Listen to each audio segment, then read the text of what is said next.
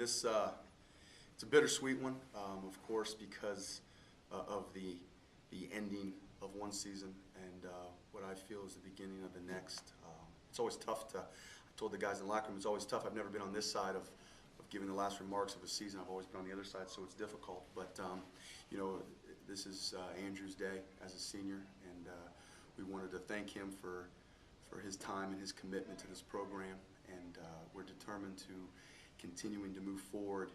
And no matter where he goes, he'll always be an out. And the successes that we're going to have in the future as we continue to move forward, he is going to be a big part of that because of the foundation that he's helped establish.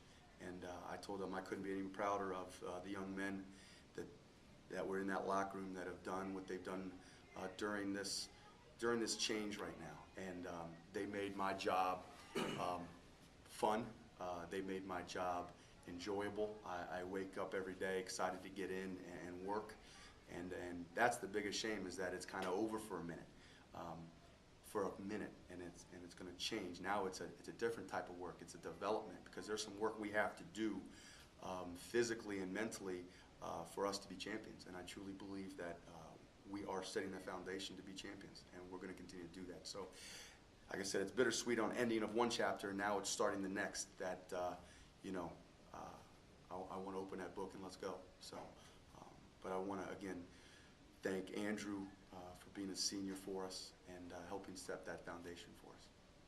Talk about Delbert and the ending to the season, that he had 8 straight games in double figures to end things and scores 26 tonight. Yeah, Delbert, you know, Delbert's, I feel he's an all-conference player.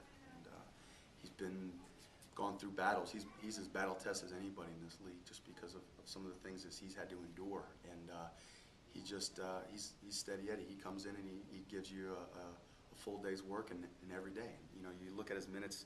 You know, one of the things going into this year, we said, hey, we're going to really want to limit his minutes, because he's always been a guy that's been high in minutes, and not only the conference but the NCAA. And you just can't take him off the floor. You know, he keeps finding things to do for us. Of course, making shots, but he's a vocal leader for us. He makes sure guys are in the right spot, keeps guys together. So he continues to develop, not only as a basketball player, as a person as well. So big things are gonna be for him, and next year we're gonna do something special for him. Questions? What are your biggest keys heading into the offseason? We got to get bigger physically. And my dad joked with me today or last night. He said, "You're the weakest team you play." Well, yeah, okay. But we got to get physically bigger, and we're going to do that. You know, skill development is always a thing that's going to be on the forefront, and continuing to develop these. These are young guys still. You know, some of them with 30 games, but that development, teaching with film, showing some mistakes. I mean, we got to think the game better. You know, some of the mistakes we made at the end of the first half, even at the end of the game, regardless of the score, you're trying to teach time and score situations and having them understand, thinking more of on what I'm thinking. Not necessarily that I'm thinking right, but let's make sure we're thinking the same thing. So, teaching a lot of film, a lot of individuals in terms of skill development, and then you know, team unity, team development, communication. All things that we've got to continue to cultivate. These guys are, you know, are wet clay to me, and you just keep molding into the direction that we want to be. And you've started to see a little bit of that, but now we get some time to really get our hands dirty and get going with that. Nate Rucker, he's had a great end of the season. He's been huge inside. What are you looking for heading into next season? Continued development. We got to get his conditioning up so we can play more minutes for us.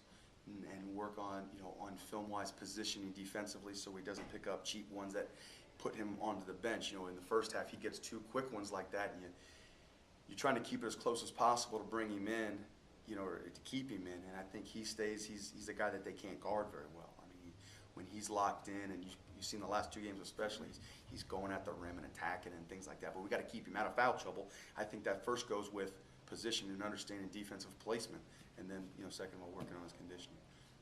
But then, of course, working on individual instruction stuff. So it's a holistic thing. I mean, I don't think there's anybody that doesn't have something that we work together holistically and continue to move forward.